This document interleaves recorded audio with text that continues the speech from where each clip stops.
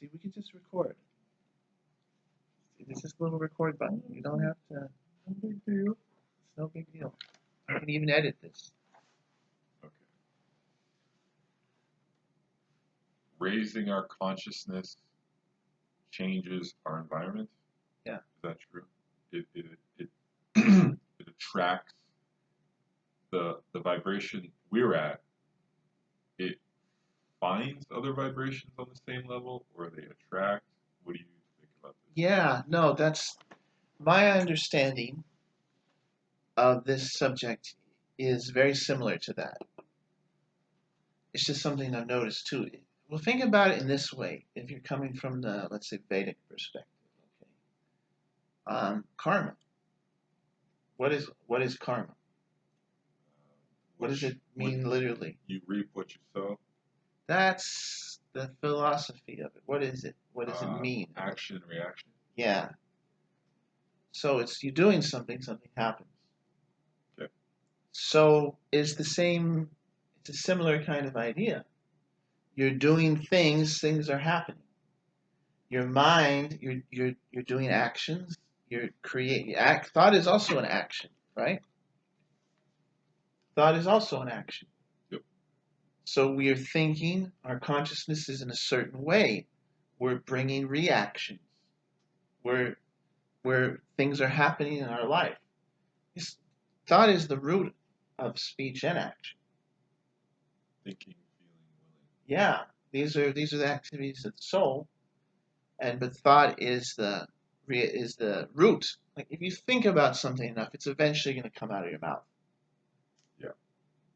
And if it starts coming out of your mouth long enough, it starts becoming what you do. Right. I mean, there's a good side and a bad side to that, right? Yeah. It's just like karma, right? You act and then the react. The reaction is there. If you do good, if you do quote unquote good things, then quote unquote good things will come back. Right. So it's just an energy you're putting out in the universe. Okay. So the thing is, you start doing. It's just like in that little video that we just watched, right? If you think about other people, good things come to you. Right. You know what I mean? You Yeah. think about others, and you have a happy brain. Right. So that's the idea. Your vibrational level is on the spectrum of doing something good for others. So all of a sudden, good things start happening in your brain. Your consciousness is good. You have an attitude of gratitude, right? Right. And so then, and it's the same. The same thing happens when you take a more surrendered attitude. Surrender to what? Well, it's just like how I say, let Krishna drive the car. That's like letting God, Jesus take the wheel. Sometimes they say, Yeah. Yep. Okay, well, it's letting the Stoics. Stoicism is a philosophy. Mm-hmm. They kind of have a similar idea. Stoicism isn't a religion. It's not atheism either. It's just a way. It's a philosophy. So you could be Stoic any religion, but basically it's a philosophical way of dealing with your mind, and you understand with your mind that doesn't matter what's happening. It matters how I react to it. It doesn't matter what's happening. It matters how I react to it. Yeah. That's the Stoic understanding. It's very good for controlling the mind. You realize, you meditate on how much control I have of any given situation. And it changes. Well, the thing is that you stop worrying when you realize just how much control you have, which is next to nothing.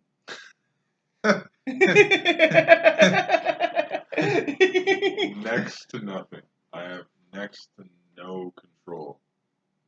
So that example, like we have nothing. We have nothing. We're not driving the car. Well, yeah, just to finish, it's like, and then how much control we have is just a little bit more than nothing. Yeah. Right? Okay, got it. Yeah, that's how much control we have. And when you know that, there's peace. Yeah, total peace. You might think it's the opposite, but the reason why, when we're born, we think, we cry, we're trying to fill the void with things from the time we're a baby. Yeah, we're trying to fill the void with things. When you realize, when you fill the void with your consciousness, then you don't have to worry about filling it with other things. So then your fear, your worry goes away. Fill the gap with cultivating a higher consciousness, Yeah, a and higher just vibration. realizing what's really going on. Knowledge is power, and knowledge is freedom from fear. What you think about why you become afraid. Most people feel depressed or sad after something happens to them because they think of all the things they could have done. When you realize that there's nothing you could have done, it happened the way it happened. You don't have control over other people. Nope. There's not a single person you have control over. Not your kids, not your parents, not anybody. You don't. Do you think you're deluding yourself if you think you have control over anybody or anything? You don't have control over your own body. I mean, can you say be well to your body? Can you say don't be sick? I mean, you can move your hand around and flap your gums, but that's Yeah. a lot of times. I mean, people think about this. People are born in certain situations, given certain cultural norms. It's very hard for them to even move beyond that. Very true. I mean, so can you even say you have control over what you think? I mean, to some degree, you don't. Wow. I mean, you were raised a certain way. You were spoon-fed certain ideas about religion, spirituality, everything. Cultural ideas, cultural norms, language. Yeah. I, the fact that the fact that I am speaking English right now is not really my choice. You're right. I was born in this Yeah, scenario. you were born in this scenario. You don't have control. It wasn't your choice that you were born in whatever life you were. I mean, to a degree, if you understand karma, you understand that. Right. But really, I mean, you can even just take karma as, the thing is that to understand, it goes back to that earlier statement. When you do something, do it to gain something from it. So understand something here. Every kind of philosophy is not just knowledge that's given to you, like stacking things in a box. Okay. Knowledge is not something that gets stacked in a box. It's something that you use in your life, right? Okay. Well, something that comes up when you say that in Sanskrit, jnana, jnana, Mm-hmm. and vijnana.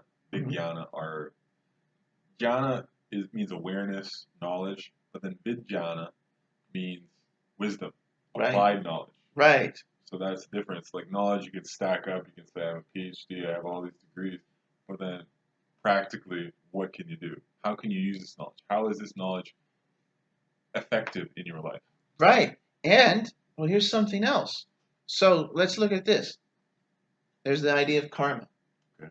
Now, some people might think that karma is, some people don't like the idea of karma because it means I have to be, they think that understanding karma means that, oh, something bad happens to me, and that means that I have to just let it happen to me. You see what I'm saying? That, understand something. Karma is just a way of teaching your brain to take responsibility. And taking responsibility means that you don't put the blame on other people and you take the initiative in your life. The philosophical idea of karma, there's a reason it exists. It's not, everything is created by personalities. Okay. They make things for a reason. There's a reason why they do everything. There's the functionality of that thing, and there's the practical application of that thing, but then there's the reason for that thing. Right? Yes. So why would a deity make a system of karma? You have to think about that. Why would he do that? There's got to be a reason. Is he some mean, vindictive asshole that wants people to suffer? No. See, because people could look at it that way. Yeah. So why would a deity make karma? No, it's because it's a philosophical idea which is supposed to teach you that when bad things happen to me, it's not the fault of me or those people.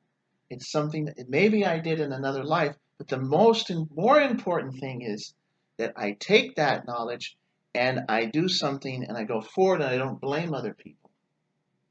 We're in a total state in this material world because of all the ways that we're chained up. Things happen to us and we blame other people. We're mad at people. We say it's all their fault. We don't take responsibility and say, hey, maybe I should just move on and do something with my life. Why? Why is it so easy to blame others? Because, philosophically, you can kind of look at it, this is a very selfish place. This atmosphere, this This material this world. planet, this planet. There's a story in Mahabharata. I was trying to tie it in with the stories, but there's a reason because stories give knowledge. So there was this king named Yayati. He's a very powerful king. He's the great grandson of the moon god. Something like great great great grandson. He was not too far off from the deities, so he was very powerful. So the thing is that he had two wives, and he enjoyed all as much enjoyment as you could possibly enjoy in this material world.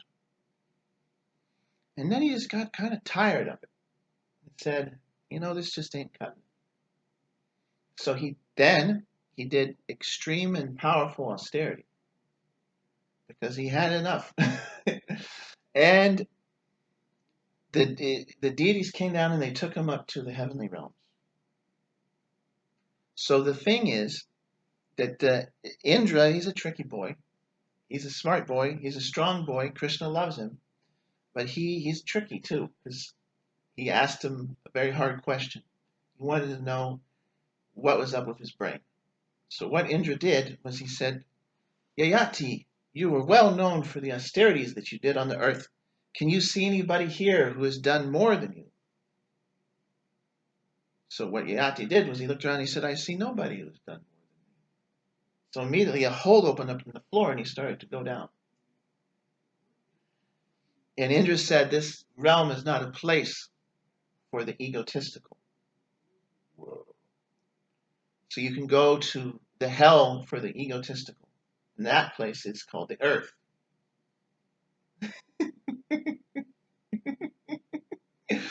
So this is selfish hell.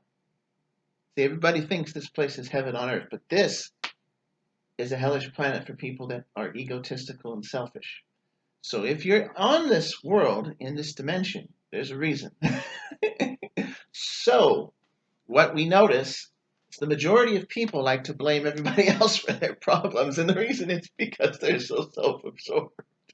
Because it can't be me. Because it can't be me. Come on, I'm the best one around. Exactly. See?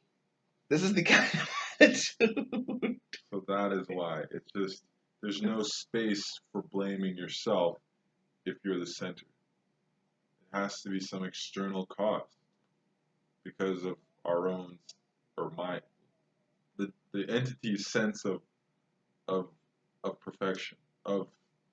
Yes, no, you got it right. Yeah. We think we're perfect. Wow. And this is the dilemma in a sense because we are spiritual. And so therefore we are perfect in a sense. You see what I'm saying? Yes. But in another sense, we're not.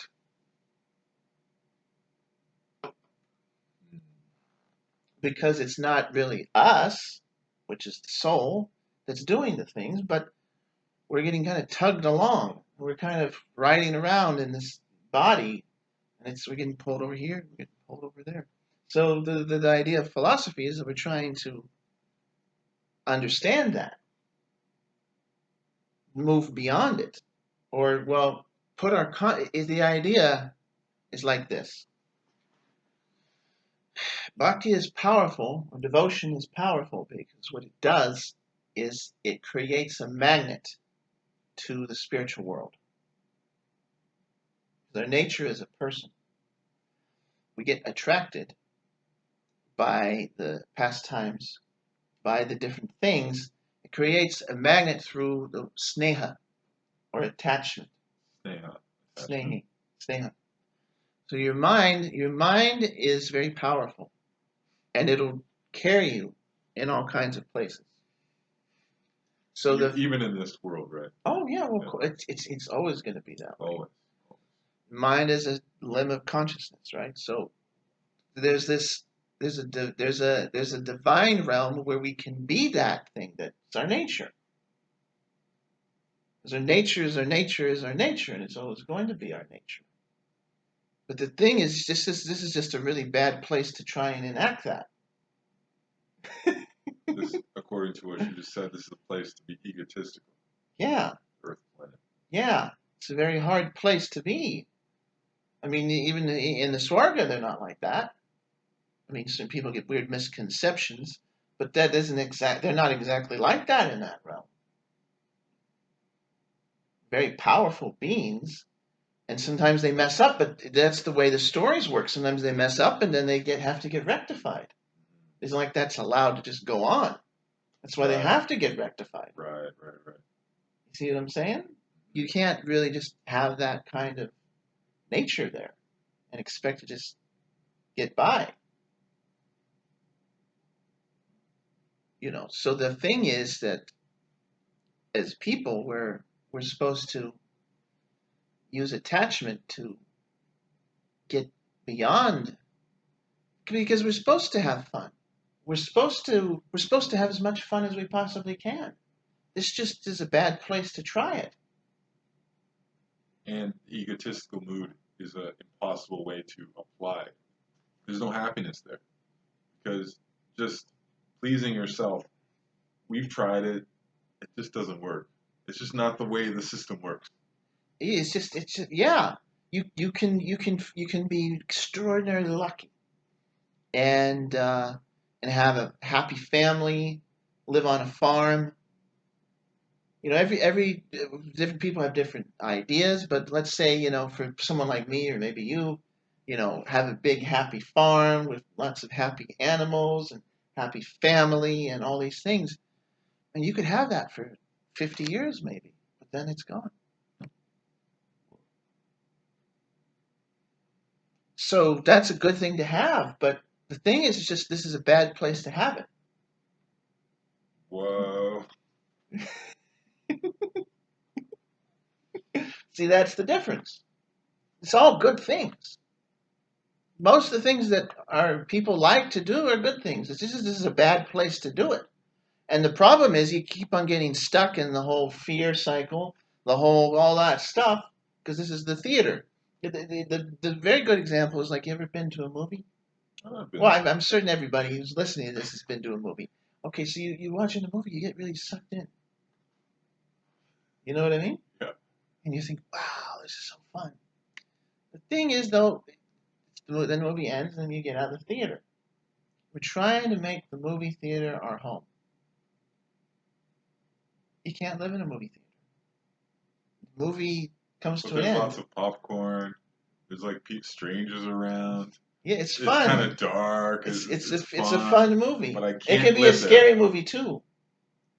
Right. You can choose the mood. You can choose the scenario a bit. Yeah. But then you get ridden through on someone else's storyline too, right? Like, yeah, it's not your storyline. The thing with okay, now imagine this. The movie's fun, okay, but it's enjoyable, but it's not. You see the hero kiss the girl in the movie, and you're like, that's kind of fun, right? But when you go home and kiss your girl, it's a lot more fun, isn't it? Yeah. Okay, now let's take on an example. Life now is like the movie. Okay. So it isn't that the people think spirituality is empty or something. It's not. You go into the other world, that's the same difference. It's like here we watch the movie, in the other world we're experiencing. Okay. Define the other world. We're talking spiritual Yeah, atmosphere yeah, or yeah. spiritual world? The other world, the spirit world. The non-material world. Yeah, the non-material world. That's the difference. Here we're watching the movie. There we're living the movie. See, that's the difference. So that's why all these spiritual people come and they try and, we're kind of stuck in here, and they're kind of like, your mind don't have to be that way, like, but that's what happens. We get we're trying to go away. We're trying to. They're just saying, hey, get out of the theater. Get out of the theater. Stop being attached to this fake movie. This thing that isn't real. It's fun. No one's saying that it isn't fun. It's a fun movie, Or sometimes it's scary and sometimes it's sad and it's a lot of things, but we're not going to deny that. And the movie theater is real. And the experiences of the movie is you're feeling it. Yes. But that doesn't mean it's just different than real life. It's like those people that like play a video game all day or something, They don't. This is kind of the place that we're stuck. Yeah. And it's just really as simple as saying I'd rather just have a real girlfriend than the one online or something. But then you'd have to give up your designation as a. What were those names? The men who don't like women. Oh, MGTOW. MGTOW and Well, some then, other yeah, thing. yeah. But that's that. Yeah, well, it's. But that's the thing, Mm-hmm. and that's kind of what we hold on to, and that's why we end up being stuck here. We're holding on to the idea that It goes back to the selfish. Okay. It goes back to the idea of selfishness.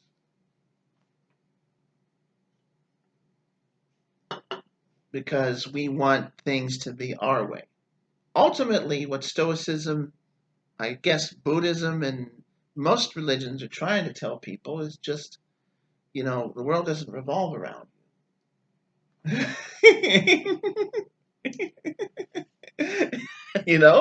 And it's not going to do what you want. And throwing a fit over that is not healthy.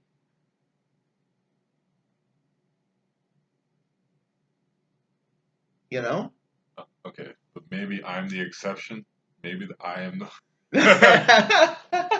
No. I'm speaking on the behalf of a few people, maybe not just myself, but there are no exceptions.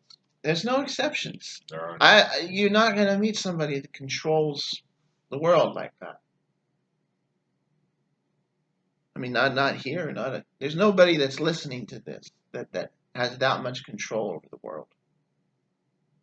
There's people, and some people go mad, hungering after the power because they realize that fact, and lack of that power is terrifying for them. They realize what fact? But they're not in control. So then they lust after power to find some idea of control, because then I can move the material nature this way. I can influence human beings or animals to act in a certain way, and they get a rush, they get a taste from that. But ultimately, like you said, in 50 years or 60 years or 70 years, you're done. All the stuff you brought into this world, all the stuff you control. Well, why do you think they're trying to? Why do you think they're trying to create the AI that eats your brain? Because they want to be immortal. Because they're afraid. And it goes back to that kid it's double the movie theater. It's even more. Well, okay. The movie theater is that even though we're in these flesh bodies, it's not real experience because there's a more translatable experience to ourself, inner self, right? Which is another world. Spiritual. Yeah. Non-material. Non-material. So the thing is that these people are so afraid of the fact that they don't have control, and even if they do have some control, they're going to lose the control when they die. They double down and want to go into a machine so they don't die. And so it's even more in a state of complete and total being completely covered over. So funny you would say that because this is the height of science. Is if we can get to that point where my Anthony's consciousness can live on forever within an AI program, that's the best thing ever. No, But that's you're called, saying, I'm saying it's hell. It's eternal damnation. They created hell on earth. and there's, but they see that as the highest thing. They haven't accomplished that, nor will they probably ever. They may. But what I'm saying is they're trying for it. Trying for it, and that they're running and going after hell, a hellish condition. Yeah, they're just running deeper, dive deeper into the hell. Into illusion, into Yeah. darkness. Well, if you're stuck in there, you can't make it stop. So that's eternal hell. Eternal hell doesn't exist, but they decided to make one. And they're going to sell it as heaven. Isn't that a trip?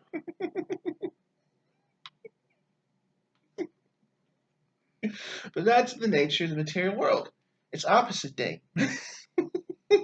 Forever. Okay. But not forever. So can we So wrap we're up? lucky So in the sense that it, doesn't have to be forever. That is a gift. If your mind is situated in the proper point at death, because then it will go. That sneha. Well, no. See, this is that. I mean, yes, and okay. Here's what I'm going to say. Please. I'm really disappointed with the people that wait for death to have heaven. It's not really going to happen. It doesn't change. I'm sorry. I'm not a salvationist. I don't believe anybody. I don't know. This is the thing. If you're in a certain consciousness now, when you die, it's just going to continue. Gotcha. You know, there's no running away. You just keep on going. So the best thing to do is try and have that raise your consciousness now. Because then when you die, you can experience the spiritual world now. You can experience the spiritual world now. So you don't have to wait till you die. That's like not that's not a good idea. Because it's a false promise, kind of, in a sense. False promise.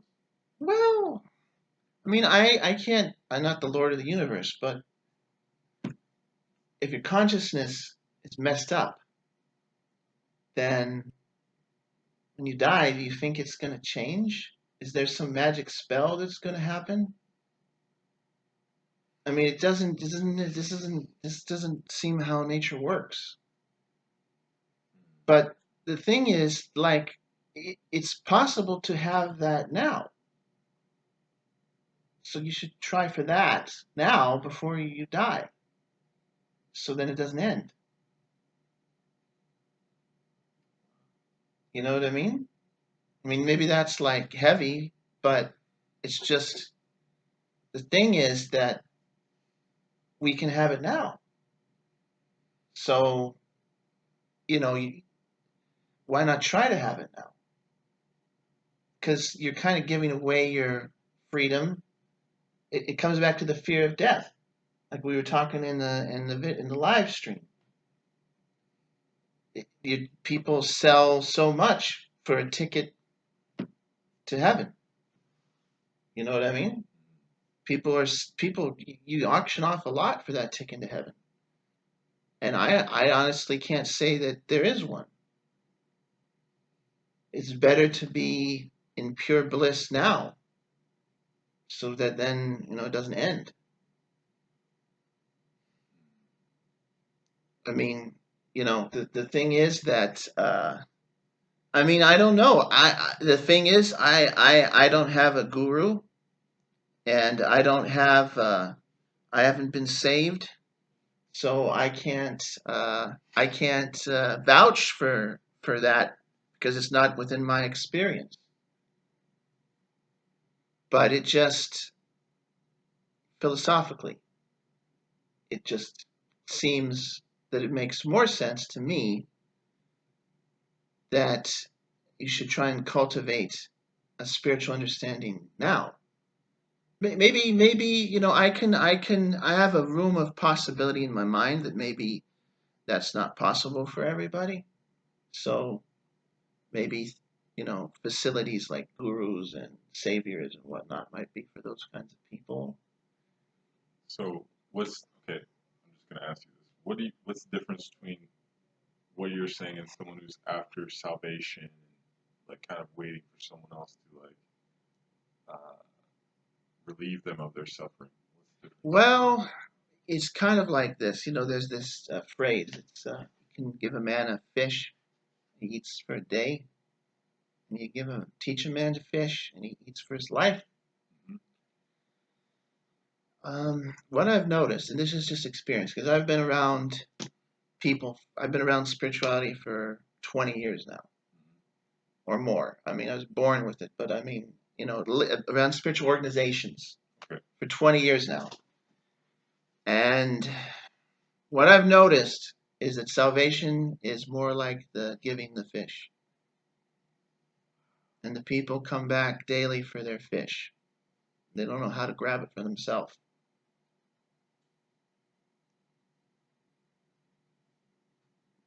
That's why I don't think it's legitimate. Because I've seen too many people that have sold so much of themselves for that, and it just doesn't stick. It's just that nothing. I see almost no change on the consciousness level for many. No to slight change on the consciousness level for many. The selfishness doesn't seem to go away.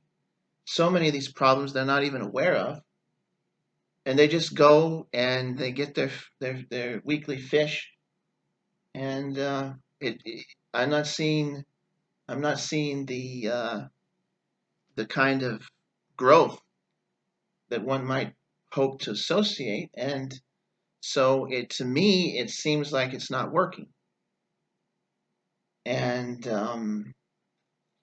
that's why I came to that conclusion that it's better, I would think, because for me, I haven't had any kind of guru or anything like that, and I've attempted to try and raise my consciousness on my own, and for me, I can say that I've noticed in myself changes over the years. I mean, and growth and different things. But it's not.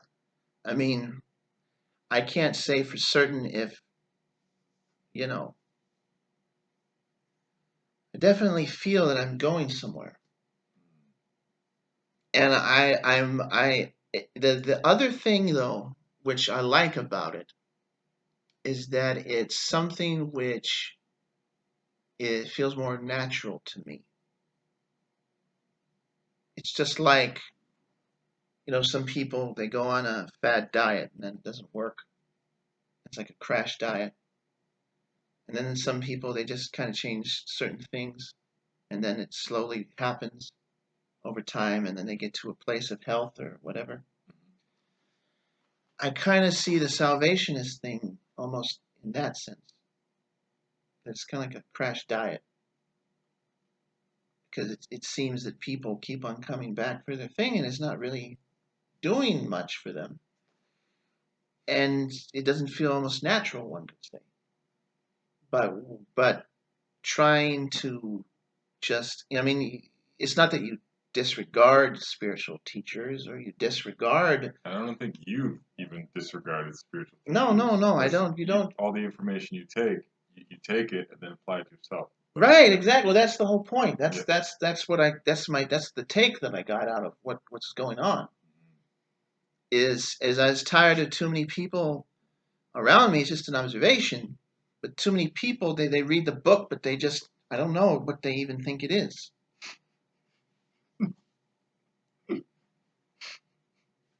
You know, I don't know what they think it is because I read a book, and when I read a book, I think, okay, well, it's trying to tell me something, and then let's see, what is it trying to tell me? And how? And then the other question is, how do I use that? And how is it relevant in my life, right?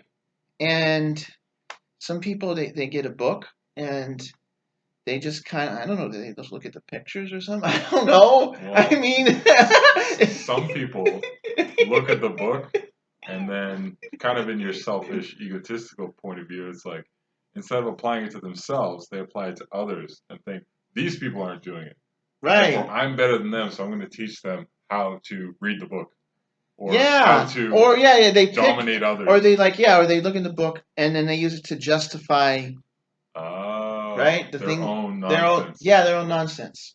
Or like, I honestly think sometimes that spirituality is like a checkbox of all the things that you don't like and do like, and then you use God as a justification. Yeah, I mean, I'm not joking. I mean, Uh, I don't know how many people are just simply Hare Krishnas because they are vegetarian and they want a religion that tells them to do it, and so they can yell at other people and tell them they're going to hell or whatever because they're not. I mean, I think there's a certain percentage of people that are that for that reason, and yeah, I don't really know if that's spiritual. yeah. So you and you use the Hare Krishna example, but Right? I mean, no, I'm but just saying. yeah, That's because that's the most experience that I have. right. Using a philosophical doctrine to find ways we're better than others, and then instead of trying to uplift them, even if somehow it was clear that one person was better than another in a certain uh, measuring stick, you don't use that difference to dominate them. Use that difference to elevate them. Right. Compassion. Oh, I care about you. Try this out. Maybe this will help. It's not like, oh, now you're a demon. You're evil. That is Yeah. not going to help That anyone. that is a symptom of that selfish world that we live in. So that's not. So I'm thinking to myself, maybe it's not really working on them. No. You know, I mean, you can't fault the teachers for trying. It's just see, that's the other possibility, right? So, What do you mean? The other possibility? well, when I was talking about the whole guru thing Okay. or the salvation thing. Okay. So Okay, salvation so maybe versus. maybe that maybe it's the maybe it's the salvation isn't not maybe it isn't that the salvation is working. It's just that people aren't applying it or something. It's just it seems that when they say that if you're selling something and you're Okay. saying it's going to give these results, you'd expect that it would give the results. It's like, giving medicine, right? Mm-hmm. If I'm selling you a medicine and then you taking it, you think it's supposed to give the results on the package. Of course, I suppose if you don't follow the instructions on the package, it's not going to give the results. Right. So the so teacher. you can't exactly fault perhaps the people selling the medicine as much as the people taking the medicine. But you see this is why I was saying I'm not certain if, but from my experience and what I've seen, I haven't been seeing many people taking the medicine right, maybe, but what I'm doing just seems more natural to me, and so, but I'm open minded to the notion that maybe that's true. Maybe the people just aren't taking the medicine. But then you get into the fact that if you were to sit down and talk to the people, are you doing? Every religion I suppose has certain things that you're supposed to do And not do. and not do, and you say, oh, well, are you doing them? Yes. Are you not doing this? No. Good. Well then maybe it's supposed to. You see what I'm saying? Well, okay. Well, you ask them, and then it's still stuck or delusional, or you see, and then you're like, what's the matter? You've been doing this for 20 years. 50 years or whatever, Yeah. and You know, and I mean it so it becomes somewhat of a dilemma. So so you just kind of think to yourself that it's better to just try and cultivate spirituality, you know. Try and learn to fish. Try and learn to fish instead of trying to eat your fish, you know, trying to say, "Oh, give me a fish." Try and learn to catch the fish. You know, just seems like a more natural, you know, way to go is to try and learn to catch the fish. Okay, I'll give you that. I'll give you that. It seems like a good idea to not wait for others to give you what you need to be independent. But most people are followers. Most Yeah, people I are understand. actually sheep. They Yeah, need a shepherd. that's true. See, but You're not. Okay, we're saying you're not in that category at this point. At least in I have an open mind about it though, because I mean I was a hardcore Dwaita person. wait, That's a dualist. dualist. I did not believe in even a Chinta Beta Abeta. Simultaneous one indifference. I didn't believe I had anything to do with God. I was a strict dualist. You think I you're separate from God. Yeah, that's what I believe. God is there. I am here, separate. Separate. No connection. I but I have an open mind about it. I told a friend about that. And see, they were actually hardcore Advaitists. But I can be friends with those kind of people too. Because when you have an open mind, when you're Advaitist means the opposite. All is one. Advaita means all is one. Yeah. Cool.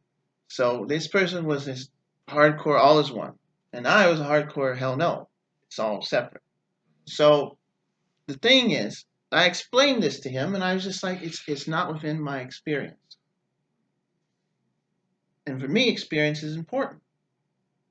Yeah. So I just haven't had any experience of that and I can't comprehend it.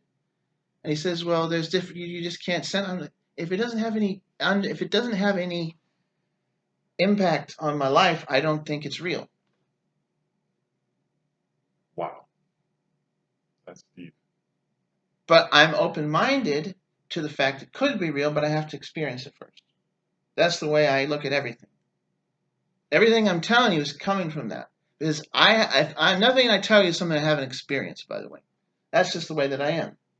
I don't. If I haven't experienced it, I don't know if it's true or not. And if I haven't experienced it, generally I think it's not true. Hmm. You can't just tell me about anything. I have to experience it. Right. And so the thing is that, but I have an open mind in the sense that I'm willing to experience something different as the truth if I experience it. Can I say in other words, you're willing to be wrong? I'm willing to be wrong. Hmm. I'm fully 100% willing to be wrong. But I have to be strong in what I think I know until I'm proven otherwise. Thinking of a saying I heard: to have strong opinions, but to hold them lightly. Yeah, That's that's the way that I am. great. Yeah, I'd rather be wrong than think I was right and not be. Okay. You know? So, but the thing is, so I told him, I just explained. I mean, I haven't had the feeling of oneness. I've had experiences that were different. I've seen deity like a couple times. I've had all kinds of bizarre experiences. You got to open yourself up to the fact that it may exist, and then it comes. You know, that's the thing. So I've had experiences that are otherworldly. And I mean, I'm not talking like on any substances either, just like conscious and Mm-hmm. otherworldly. So the thing is that I explained that to him, and he said, "Well, I'm going to pray for you that you have that experience." So I did. I had an experience where I had a dream, but it was weird because I fell asleep in I have a certain schedule, and I usually don't vary from it with my sleeping. So I just fell asleep at random, and my friend tried to wake me up. He said he couldn't, so he thought I was just really tired. Okay, I'm listening. So I mean, he really tried to wake me up, but he couldn't. But he thought I was tired because I mean my heart was beating and everything. He so he was knocking on the door and yelling and screaming, but he thought, oh, he must just be real tired. So I went to another world and I saw my conception of what the deity looks like. And he came up to me and he said, I am in you and you are in me. And he touched me on the head and I had the complete and total experience of oneness. Congratulations. I did, and you know, I've always they never describe it. They never describe it I right. mean, I feel like even the way you described it, I mean, it's a subjective thing, you know. So Mhm. I'm kind of getting what you said. Mhm. You know, I am okay with the idea of having a deity. I'm okay with divine revelation. These concepts are fine, and for you, person I respect, to have that and express that, I accept it at face value. Mhm.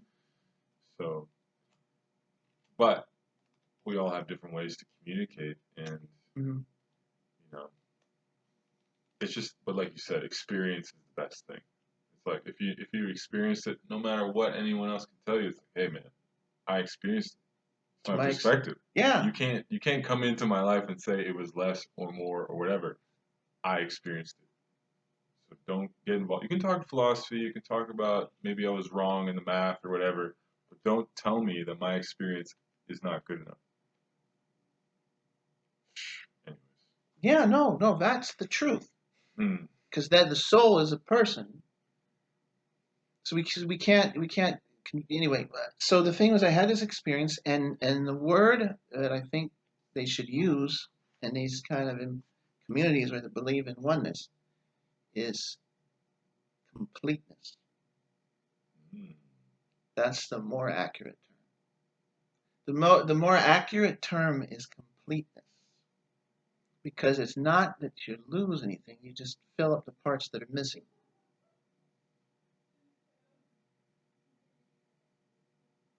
So Advaita, completeness, Yeah, the oneness the oneness. is completeness. It's completeness. It's total completeness. Because you know you feel it in this world. You until you when you experience that you realize how much you're not complete. But to put it this way, it's like I don't know. It's like a baby being held by its mother. And that comes, I mean, that divine revelation you just spoke about. I am within you, and you are within me. Yeah, And there's a verse in Bhagavad Gita which says the same thing. yeah. So that was the experience that I had. But I also had others. So I understood that they both must exist at the same time. So you had at that point Dvaita, dualism, and Advaita, oneness or completeness, could exist at the same time. And that because of the way you perceive nature, the cosmos, you needed that direct experience through a dream. And then that great personality, that supreme personality, was kind enough to facilitate it for you. Because of your sincerity, because of that other person praying for you, you know, it's a team effort to try to for everyone to be elevated. Yeah. No. What I'll say is when you have that attitude that I'm willing to be wrong, and I'd rather be wrong than right and think I was right than wrong and think I was right. When you have that kind of attitude, all kinds of doors open because the thing is that you're supposed, they're listening, and They it's a kind of sincerity, and they respond very well to sincerity humility, and humility. humility, sincerity. So if you have that kind of attitude, that I'm willing to, all I really want to know is what's real, and they really listen. If you have that attitude, and if you're willing to say, "Hey, man, maybe I was completely wrong," because I'm in that zone. I mean, seriously, I really am. But I have to have that experience, and it has to be genuine, and it has to make sense. You know what I mean? Trying, Well, okay. trying I to say that a answer. lot. I'm sorry. No, To the audience, I say that a lot because no. because it's just it's how I try and convey. You know how I experience it. You, you get If me. you if do you feel me? You feel it. Do you? I could say that. I Mm-hmm. could say, do you see? But I'm trying to convey a bonding through those To get what words. I mean. To get my attitude. To get my Yeah, mood. yeah. And yeah, I I really appreciate that idea. And maybe to wrap this up, how to cultivate this on a daily basis, this humility, this ability to be okay with being wrong, but also confident in what you do know. Um, Is there a certain practice, like meditation maybe? Like, what are you thinking? well, it comes back to, it's funny, but it's actually connected to what I was saying before. You have to be a little less selfish. And the more you understand that you're not in control, the easier it is to come to that conclusion. And it's really simple. You just have to like observe. Observe the world. I mean, what's going on around us? How much control do you really have? Just think about that a little bit. Like, how much control do you really have? You don't have control over the people around you. You don't have control over what's going on in the world. You don't have control over what's going on politically in the world. You don't have any control over even your own body. You can get sick if you don't want to. You can get in a car crash any minute. You have no real control. You can control basically how you react to things. That's about it. That's about all you have control over is how you react to things. So the thing is that when you realize that, when you think about it deeply and you realize that all I really have control over is how I react to things, then it kind of frees you. At least that's how it works with me. I mean, different people are built in different ways, and I kind of have a certain kind of, philosophical framework that I've built. But the thing is that it gives me a sense of freedom when I realize that I don't have control. Because having control is very burdensome. It's a burden. It drags you down. It makes you feel guilty. It makes you feel shame. It makes you feel so much things when you think I have control.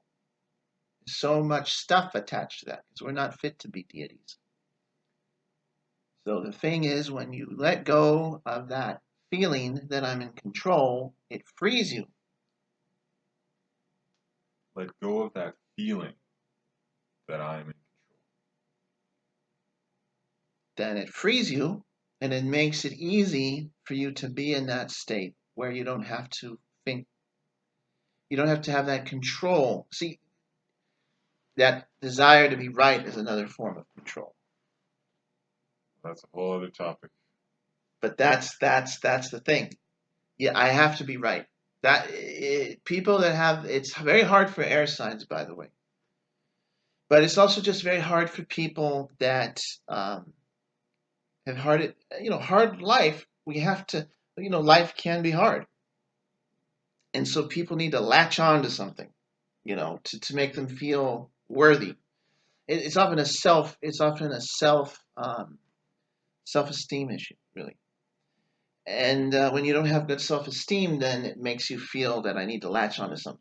You know what I mean? Right, because my esteem is not within myself, but it's within this concept, within this salvationist, within this, Yeah, exactly. within something other than me. Something other than me has to give me that esteem. Wow. Wow. And so the thing is that when you realize that I'm not in control anyway, so all of those things that I'm perceiving make me feel valueless really don't have any value also. All those things you're perceiving. Make me feel valueless actually don't have any value. Right. So the way, sorry, just trying to, so the way, like some people go out there, can you just say that again? Okay. Well, In a different we way we for this listener. okay, sure. We go out, we see things around us, and we look to them to give us value Okay. because of our interactions with them. Reality is a little bit different because they function on their own anyway. They don't need us to be functional. They don't need us to be functional. But we create an idea that they need us, Yeah. that these external things need us. And that's where we feel our esteem, in that false connection. Yes. And so, when you don't realize that that's not real, then it causes suffering.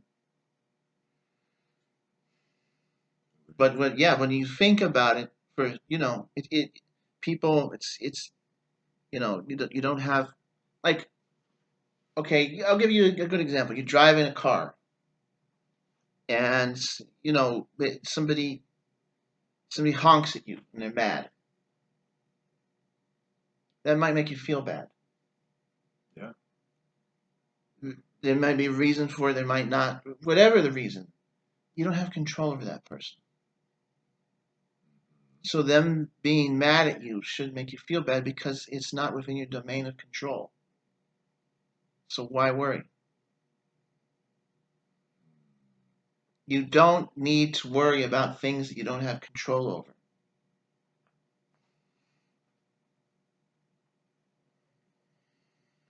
And that is a constant cultivation.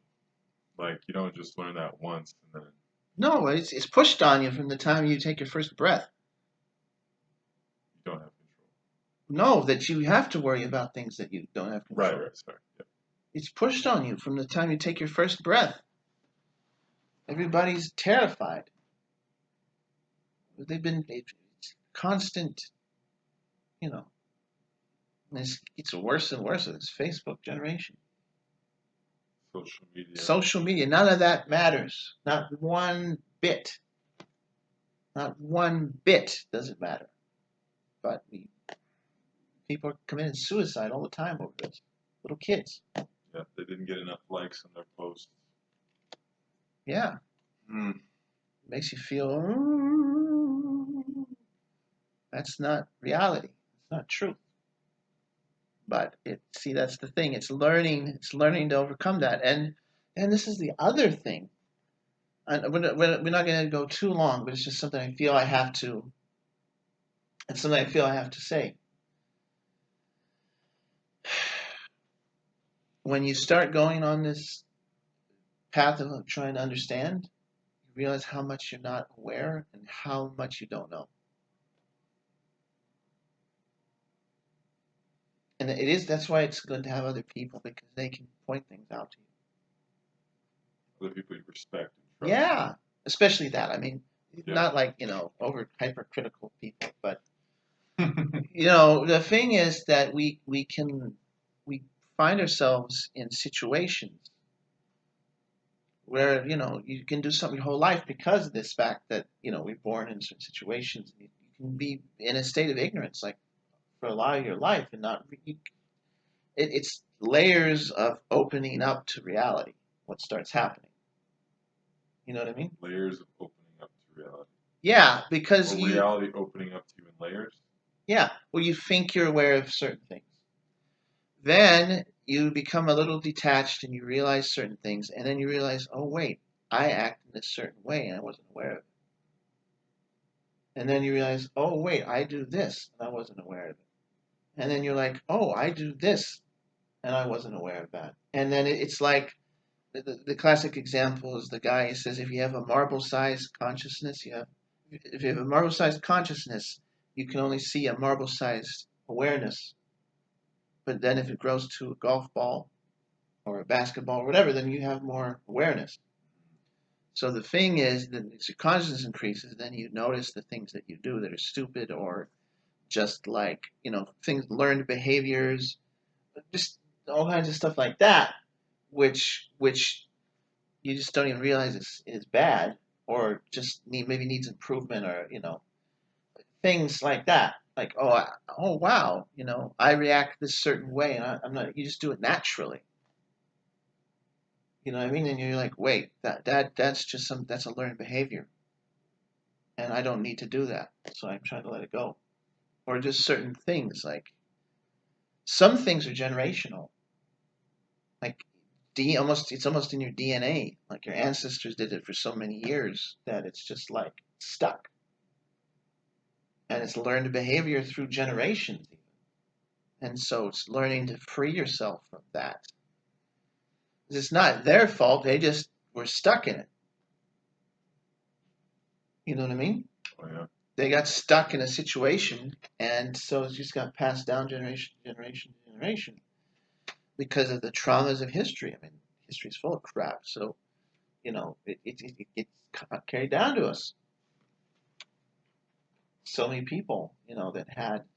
So it's just learning to stand up again, and learning those behaviors that are almost on autopilot, and saying it doesn't have to be. But that takes time. I mean, these are things you start learning about these things. You have to start addressing them. It takes months, it takes years, it takes lifetimes. You can't, and that's the way I see it.